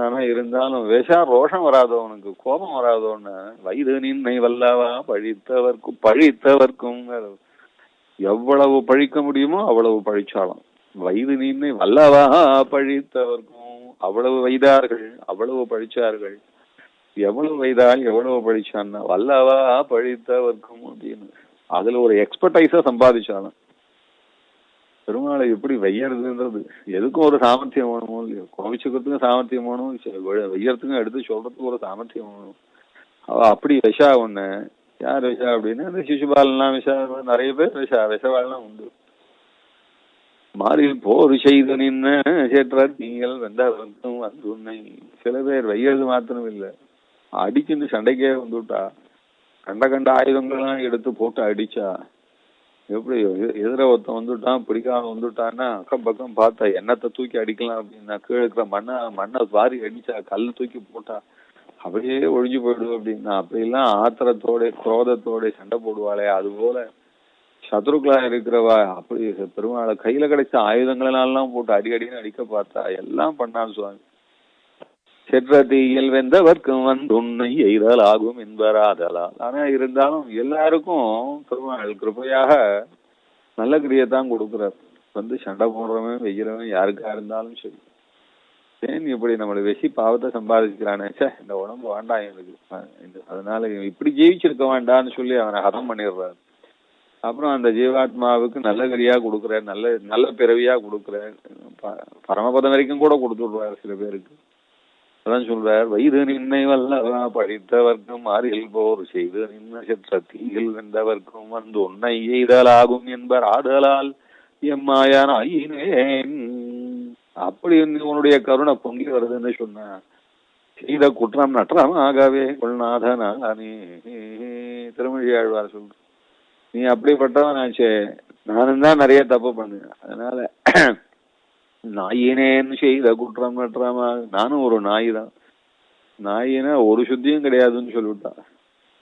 பூனை கோவில்ல எத்தனையோ சுத்து வருது, யாராவது பூனை வந்ததுன்னு கோவில்ல எங்கேயான பிராயசித்தம் பண்ணணும்னு பண்றாளான்னு தெரியல. கர்ப்பகிரகத்துக்குள்ளே ஒரு ரவுண்ட் அடிச்சுன்னு வந்துடும், யாரும் ஒன்றும் ஒரு பிராயசித்தமும் பண்றதில்லை. இன்னும் கேட்டா பூனைன்னா எதையோ சாப்பிடுறது, ஆனா பூனைக்கு தோஷம் சொல்லலை, நாய்க்கு அத்தனை தோஷம் சொல்லியிருக்கா. ஏன்னா அவ்வளவு பாவம் பண்ணி அந்த ஜென்மா பிறக்கிறது, வேற ஒண்ணும் இல்லை. நாயா பிறக்கிறதுக்கு எத்தனையோ வழி இருக்கு, எத்தனையோ பாவம் இருக்கு. அது ஒரு பாவத்தை சொல்லச்சு, ஏகாட்சரபதாதாரம் ஆச்சாரியம் யோ மன்யதே ஸ்வான யோனிஷதம் பிராபிய சண்டாலே ஸ்வபிஜாயதே அப்படின்னு சொல்லிட்டு, ஒரு எழுத்து சொல்லி கொடுக்குற வாத்தியாரா இருந்தாலும் சரி, ஆச்சாரியம் யோகமன்யதே, ஒரு எழுத்து சொல்லிக் கொடுக்குற வாத்தியாரா இருந்தா கூட அவனிடத்துலயும் ஒரு ஆச்சாரியன்ங்கிறதான ஒரு அம்சம் இருக்கு. பெருமாள் ஆச்சாரியன்றதான ஒரு வேஷத்தை எடுத்துட்டு வந்து அவன் மூலமா என்ன அந்த சமயத்துல இவனுக்கு ஒரு ஞானத்தை உண்டாக்கணுமோ அந்த அளவுக்கு சொல்லிக் கொடுக்குற. பெரிய சாஸ்திரம் வாசிக்கிறதா இருந்தாலும் அது ஆனா அவனா கத்துட்டு வந்தவாளுக்கு தானே சாஸ்திரமும் வரும். அதனால மேற்கொண்டு ஞானத்தினுடைய படிகளாக இருக்கக்கூடியது, ஞானத்தை சம்பாதிக்க வேண்டிய படிகளா இருக்கக்கூடியதுதான் அக்ஷராபியாசம் முதல் கொண்டு. அதான் சாஸ்திரம் சொல்லிட்டு அங்க ஏகாட்சர பிரதாதாரம் ஆச்சாரியம் யோகமன்யத்தே அப்படின்னு. ஒரு எழுத்து பேசுவதா இருந்தா, ஒரு எழுத்து கத்துக்கிறதா இருந்தாலும் அதுக்கும் ஒரு ஆச்சாரியம் தேவையாத்தான் இருக்கு. அப்படி இருக்குச்சே ஆச்சாரியனை யார் அவமதிக்கிறாளோ அவாதான் ஸ்வான யோனிஷதம் 100 ஜென்மா நாயா பிறக்கிறான்னு சொல்ற, ரொம்ப பெரிய மகாபாபமா சொல்றது.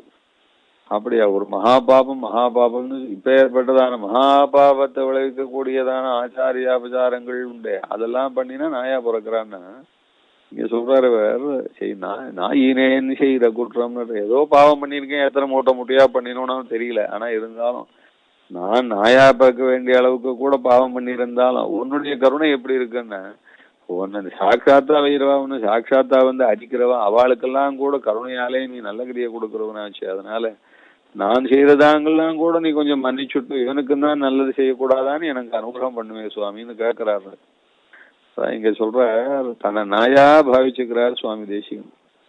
ஏன்னா நாய்க்கு எப்படி அது பாப்பத்தினாலே, பூனையா இருந்ததுன்னா கோவில்ல வந்தா கூட தோஷம் இல்லைன்னு சொல்ற, நாயா இருந்ததுன்னா அது பாப ஜன்மமே ஆனபடியினாலே அது நிறைய முதல்ல வைஷ்ணவாலாம் அவசியம் தெரிஞ்சுக்கணும். நாயை வளர்க்குறவா இருக்கா வைஷ்ணவாலாம், எல்லாம் வீட்டு வாசலுக்கு வெளியோட வச்சிருந்தா பரவாயில்ல, அது வீடு பூரா அலைய விடுறா. அது இன்னும் கேட்டான்னா சாப்பிட்ற டைனிங் டேபிள்ல கூட நாய் வந்து உட்காந்துக்குது, நாயை மடியில வச்சுட்டு பண்றா சில பேர். இந்த பிரவச்சனம் கேட்கறவெல்லாம் அந்த மாதிரி செய்ய மாட்டா.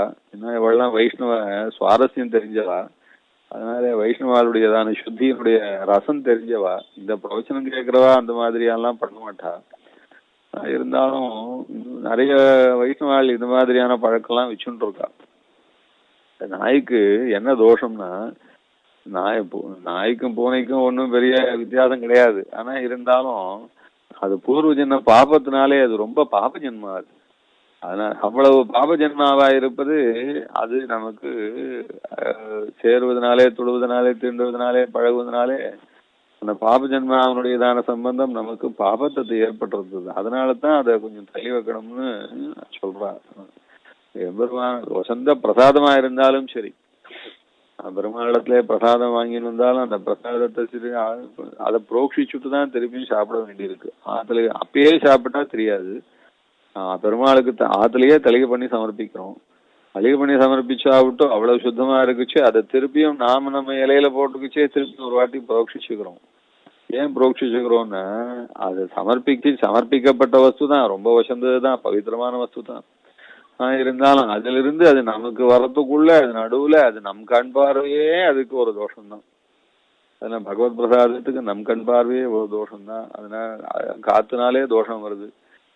பலவிதமான தோஷங்கள் அதுக்கு சம்பவிக்கிறதுன்றதுனால அந்த தோஷத்துக்கு பரிகாரார்த்தம் திருப்பியும் அந்த தோஷ பிராயசித்தமானதான மந்திரம் இருக்கு, அந்த மந்திரத்தினால ஒரு சொல்லி புரோக்ஷிச்சுக்கிறோம். நாம் அந்த அளவுக்கு நாம் பெருமாளுக்கு சமர்ப்பிச்ச வஸ்துவ நாமே சமர்ப்பிச்ச வஸ்துவ நாமே திருப்பியும் இலையில பரிமாறிக்குச்சு, திருப்பியும் அதை புரோக்ஷிச்சு அவ்வளவு சுத்தமா ஸ்வீகரிக்கணும்னு அப்படி சொல்லிருக்குச்சு. ஆத்துல நாயத்தை நடமாட விட்டு அது பார்த்த பிரசாதத்தை போய் சாப்பிடுறது என்பது அது ரொம்ப வைஷ்ணவத்துவத்துக்கு ரொம்பவுமே ஏற்காத விஷயம். அது இங்க சுவாமி தேசிகன் அப்படி கீழ்பட்ட நாயா தானே சொல்லிக்கிறாரு இங்க. ஆனா இருந்தாலும் அந்த நாயா சொல்லச்சே இன்னொரு கேள்வியும் போட்டுக்கிறாரு. துஷ்யேத்மங்கிரிதடினி தவதேவ தேவியா துர்வார துருஷஜபலே நசுனாவலீடா. கங்கா நதி பிரவகிக்கிறது சாட்சாத் பெருமாளுடைய திருவடியிலிருந்தே பிரவகிக்கிறது. அதுவும் கங்கா நதி என்பது மற்ற நதி போல சாதாரண தீர்த்தம் அல்ல. தர்மமே தர்மம் இருக்கு. தர்மமே தானே ஒரு தீர்த்த ரூபத்தினாலே எம்பெருமானுடைய திருவடிய அப்படி அலமிண்டு கங்கையா பிரவகிக்கிறது. அது பிரம்மாவானவர் தன்னுடைய கமண்டலுடைய தர்மத்தையே தீர்த்தமாக்கி அந்த தீர்த்தத்தினால பெருமாள் உலகளந்த போது அவருடைய பெருமாளுடைய இடதுகால் மேற்கொண்டு வந்த போது திருவடிய அந்த திருவடிய அந்த இடதுகால் கட்ட விரல் இருக்கு, அந்த கட்ட விரல திருமஞ்சனம் பண்ணினாராம். பெருமானுடைய திருவடி கட்ட விரல திருமஞ்சனம் பண்ணினார். அந்த திருமஞ்சனம் அப்படியே தர்மமே தீர்த்தம், அது பிரவகிக்கிறது. அப்ப ஏற்பட்டதான பவித்திரமான நதி. அந்த பாரத நதிகளிலேயே வேதமே சொல்லச்சே இமமே கங்கை யமுனே சரஸ்வதி சுதுத்வமகும் சரஜவா புருஷ்ணியா என்று நதிகளை கணக்கிட்டு வரைச்ச முதல்ல கங்கையை சொல்லிடுறது. அவ்வளவு விசேஷமான நதி. அதான் இங்க சொல்றார், அங்கிரி தட்டினி தவதேவ தேவியா, உங்களுடைய திருவடியிலிருந்து பெருமதானதான் சாட்சாத் கங்கை என்று சொல்ல முடியாத பரம பவித்திரமான மகர்ஷிகள் எல்லாம் விழுந்து ஸ்நானம் பண்ண முடியாததான இப்ப ஏற்பட்டதான இவ்வளோ இதுல நிறைய பேர் ஸ்நானம் பண்றாங்க. அத்தனை பேரும் ஸ்நானம் பண்றதுனால ஸ்நானம் பண்றவங்களுடைய பாப்பம் எல்லாம் கங்கையில இறங்கி போறதுன்னா கங்கைக்கு அதனால தோஷம் வந்ததோன்னு கேட்டான். இங்க சுவாமி தேசியம் கேட்கிற, ஸ்நானம் பண்றவருடைய தோஷம் இருக்கட்டும், ஒரு நாய், அந்த நாய்க்கு தாகம் எடுத்தது கங்கை கரையில தான் இருக்கு. அது கங்கை கரையில இருக்கிற நாய் தீர்த்தம் சாப்பிடுறதுக்கு கங்கையை விட்டுட்டு வேற எங்கேயாவது போகுமோ? அந்த நாய் கங்கையிலேயே தானே அந்த தீர்த்தத்தை சாப்பிடும். நாய் நக்கிறது.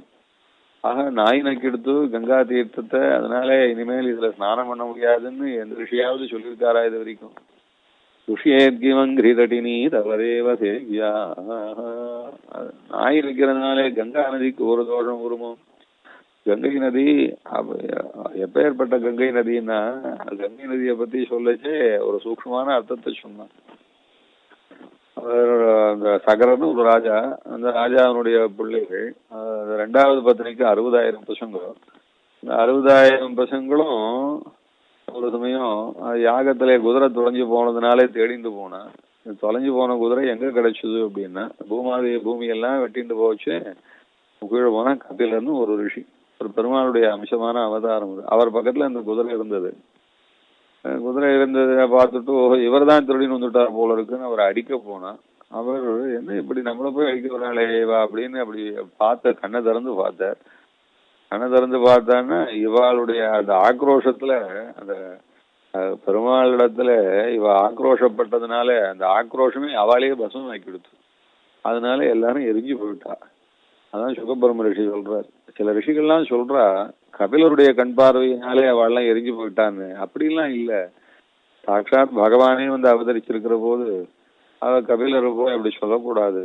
பகவானிடத்துல அபச்சாரப்பட்ட ஆக்ரோஷப்பட்டாளே அவளுடைய கோபம் தான் அவளுக்கு எரிச்சுடுத்து அப்படின்னு சுகபிரம்ம ரிஷி சொல்றார். சரி, பஸ்மமா போயிட்டா.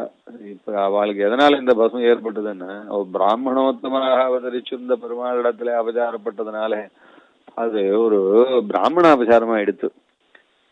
பிராமண அபச்சாரத்தினாலே அவள்லாம் எரிஞ்சு போயிட்டா.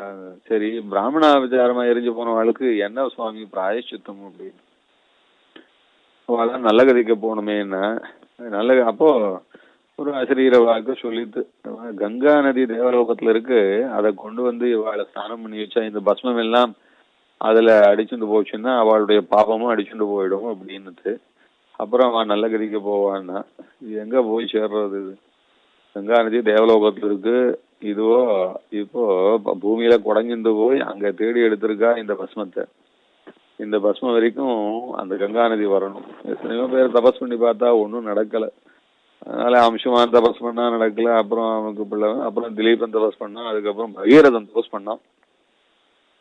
பகீரதன் தபஸ் பண்ணி கங்கையை கொண்டு வந்தான். கங்கையை கொண்டு வந்து அவ பின்னாடியே கங்கை வந்தது. அந்த பஸ்மம் வரைக்கும் வந்து அடிச்சுட்டு போச்சு. அந்த பஸ்மம் எல்லாம் அடிச்சுட்டு போச்சு, பாபம் எல்லாம் அடிச்சுட்டு போச்சு. அவளுக்கு நல்ல கதி ஏற்பட்டதுன்னா அதனோட தாத்பரியம் என்னன்னா, இப்படி பகவானே பிராமணனா வந்து பரிசுத்தமான பிராமணோத்தமரா இருக்குச்சு, அவரிடத்துல அபச்சாரப்பட்டதான அத்தனை பாபத்துக்கும் கூட ஒரு கங்கா தீர்த்தத்தினுடையதான வறுமை அதை நினைச்சு பார்த்துதான் போகும். கங்கா தீர்த்தம் வந்து நினைச்சுதான் அதை, கங்கா தீர்த்தம் வந்து அடிச்சுட்டு போச்சு. கங்கா தீர்த்தம் வந்து அடிச்சுட்டு போனதுக்கே பாபம் எல்லாம் அடிச்சுட்டு போயிடுத்து. அப்படியாக்கும் கங்கையினுடைய பிரபாவம் சொல்லியிருக்கு. அதனால பெருமாளிடத்துல அபச்சாரப்பட்டது ஒண்ணு, பெருமாளே பிராமணோத்தவரா வந்து இருந்த போது அந்த பிராமணரிடத்துல அபச்சாரப்பட்டது ஒண்ணு. இந்த இப்படியான பகவத அபச்சாரம் பாகவத அபச்சாரம் ரெண்டும் சேர்ந்து இருக்கு அந்த இடத்துல. அப்படியானதான பாபத்தை கூட அடிச்சுட்டு போகக்கூடியதா இருக்க இந்த கங்கைன்னு சொல்றாளே. அப்பேற்பட்டதான கங்கையாச்சே, அந்த கங்கையில ஒரு நாய் வந்து நக்கினதுனால ஐயோ இந்த நாய் நக்கெடுத்து இந்த கங்கா தீர்த்தம்னு சொல்லும் பிரம்ம. அந்த பகவத அபச்சாரம் பாகவத அபச்சாரத்தெல்லாம் கூட இந்த கங்கையானது தீர்த்து கொடுக்கும்னு சொன்னா, பாகவத அபச்சாரத்துக்கு வழி கிடையாதுன்னு சொல்லுவா. அது ஒரு பெரிய விஷயம். அது பாகவத அபச்சாரத்துக்கு வழி கிடையாது உண்மைதான். ஆனா அந்த பாகவத அபச்சாரமானது பாகவத அபச்சாரப்பட்டோம்னு தப்பிச்சு போய் அதனாலே நெஞ்சு வருந்தி அதுக்கு ஒரு பிராயசித்தம் பண்ணணுமே என்று பார்த்து அதுக்கு என்ன பிராயசித்தம் பண்ணலாம்னா அதுக்கும் அவள்லாம் கதி இல்லாம போயிட்ட போது அந்த வம்சத்திலே வந்தவன் பூர்வர்களுடையதான அவளுடையதான பாபத்துக்கும் சேர்த்து இவன் பூர்வர்களுக்காக பண்ண பிராயசித்தமானபடினால பிரம்மஹத்யாமா ஏதே கிரந்தி ஏ பிராமணா திருசுபர்ணம் படந்தி என்று பிரம்மஹத்தி பண்ணவனா இருந்தா கூட திருசுபர்ணமானதான அந்த வேத மந்திரத்தை மதுத்திரயம்னு சொல்லுவாளே அதை அனுசந்தானம் பண்ணினா பிரம்மஹத்தி பாவம் கூட போறதுன்னு சில இடங்கள்ல விசேஷமா ரொம்ப பெரிய பாவத்துக்கெல்லாம் கூட வேதம் ஏதாவது வழியை காட்டி கொடுக்குது. அதுக்கு அந்த பிராயசித்தமும் அந்த அனுதாபமும் ஐயோ இந்த தப்பு பண்ணினோமேன்றதான வருத்தமும் இத்தோட செய்யக்கூடியதான சில பிராயசித்தங்கள்ல இந்த கங்கா ஸ்நானமானது சேரும். அப்படி ஆகும். பிரம்மவிதபச்சாரம், பிரம்ம சாட்சாத் பகவதபச்சாரம், பிரம்மவிதபச்சாரம் எல்லாம் பிராமணாபச்சாரம் எல்லாம் எப்ப தீர்க்க முடியாத பாபத்தெல்லாம் கூட கங்கையிலே போய் பశ్చాத்தாபத்தோடைய மூழ்கி எழுந்தவனுக்கு தீரும்னு இப்படி எல்லாம் மகரிஷிகள் காட்டி கொடுத்திருக்காளே. அப்ப ஏற்பட்ட கங்கா நதி அவ்வளவு பரிசுத்தமானது. அந்த நதியிலே போய் ஒரு நாயானது நக்கி எடுத்து ஐயோ நாய் நக்கி எடுத்தேன்னு தோஷம் சொல்லலாமா? உண்மையில என்ன ஆறுதுன்னா நாய்க்கு கங்கா தீர்த்தம் கிடைச்சது. அந்த நாய்க்கு இருக்கிற கொடுப்பனை எப்ப ஏற்பட்டதா இருக்கு, கங்கா தீர்த்தம் கிடைச்சது என்று அது நாய்க்கும் பாப நிவர்த்தகமாகி மாறுது, அதே சமயம் தாகத்தையும் தீர்ப்பதாது. துஷேத்யவங்கிதடினி ரவரேவ தேவியா துர்வார தருஷ ஜபலே பலிடாம். அதுபோல இந்த சுவாமி தேசிகன் இதனாலே இந்த ஸ்லோகத்தினாலே சாதிக்கிறது என்னன்னா, எவ்வளோ உயர்ந்த தாயார், வேதம் கொண்டாடும் தாயார். அதே போலத்தான் எவ்வளோ உயர்ந்த பூமி பிராட்டியார், வேதமே பூசூக்தத்தினாலே கொண்டாட முடியாத பூமி பிராட்டியார், இன்னும் இப்படியான நித்தியசூரிகள். இந்த மாதிரி தாயார் கோஷ்டியில இருக்கிறவா, அதான் நாயிகா கோஷ்டியில இருக்கிறவா, நித்தியசூரி கோஷ்டியில இருக்கிறவா, அவளெல்லாம் உணர்ந்து அனுபவிக்கும்படியான சர்வேஸ்வரனா இருக்கிற எம்பெருமான விஷயத்திலே நானும் தான் ஒரு பரிச்சரியை பண்ண வேணும் என்று நான் இந்த சரணாகதியை பண்ணி உன்னை அடைஞ்சு உனக்கு கைங்கரியம் பண்ணுவது என்று ஆசைப்படுவது தான் தகுமோ என்று ஒரு சமயம் யோசிச்சு பார்த்தா, பெருமாளுடைய பெருமையானது எப்பேற்பட்டதா இருக்கு அப்படின்னா, அமலன்னு சொல்லணும், விமலன்னு சொல்லணும், நிமலன்னு சொல்லணும், நின்மலன்னு சொல்லணும்.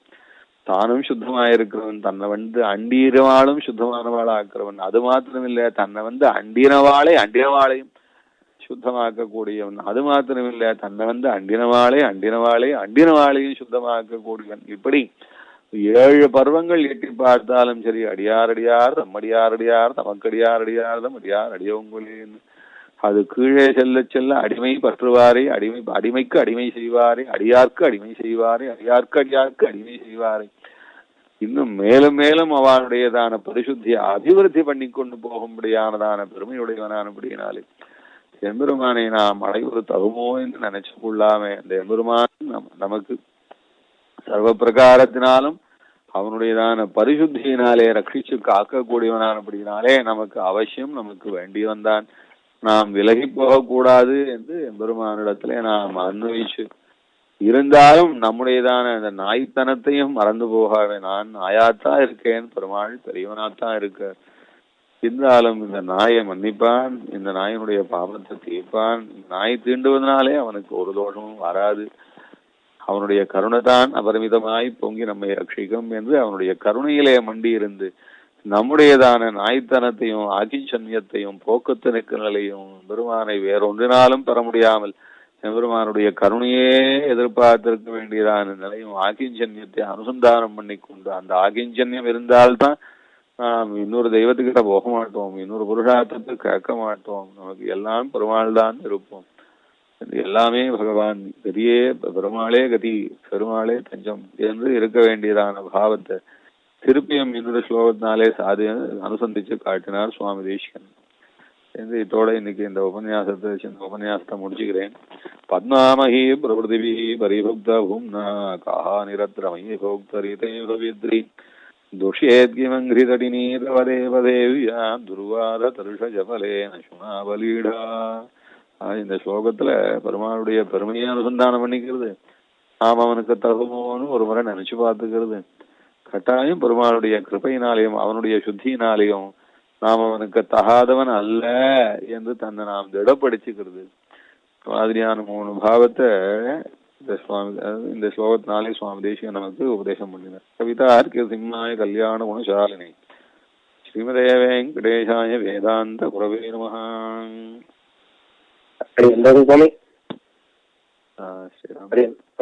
ரொம்ப ஆச்சரியமான ஸ்தோத்திரம்.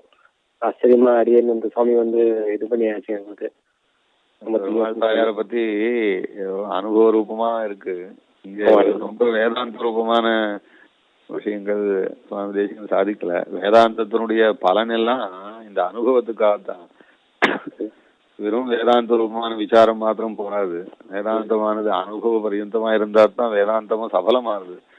அதனாலதான் சுவாமி தேசிகன் இதுக்கு முன்னாடி அந்த வேதாந்தத்தை உபதேசம் பண்ணவர், அந்த வேதாந்தத்தினுடைய பலன் நமக்கு எல்லாம் பெருமாளே தஞ்சம், பெருமாளை தவிர வேற ஒரு தஞ்சமும் இல்லை, பெருமாளை தவிர வேற ஒன்றும் தேவையும் இல்லை.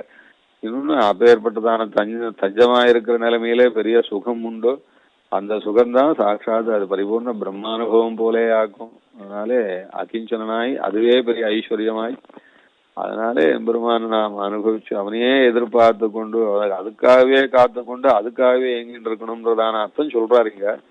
அதனாலதான் இதை இவ்வளவு தூரம் சொல்ல வேண்டியது. ரொம்ப எலாபரேட் பண்றணும்னு கூட சில வாட்டி நினைச்சுப்பேன். எவ்வளவு எலாபரேட் பண்ணாலும் தகும். சீர் பூமி என்போன்னு சொல்லிண்டே போனா ஏற்கும் பெரும்புகள் வானவரீசன் கண்ணன் தனக்கு ஏற்கும் பெரும்புகள் தென்குருகோட்சடகோவன் எத்தனை சொன்னாலும் ஏற்கும்னார் ஆழ்வார். அதனால ஒரு ஸ்லோகத்துக்கு எத்தனை நாள் சொன்னாலும் ஏற்கும். இருந்தாலும் நம்முடைய ஞான சங்கோச்சத்துக்கு தகுந்த மாதிரி இப்படி கொஞ்ச நாள் சொல்றேன். நான் வேற ஒண்ணும் இல்லை. ரொம்ப ஆச்சரியமாக அடுத்த வாரம் அடியன்.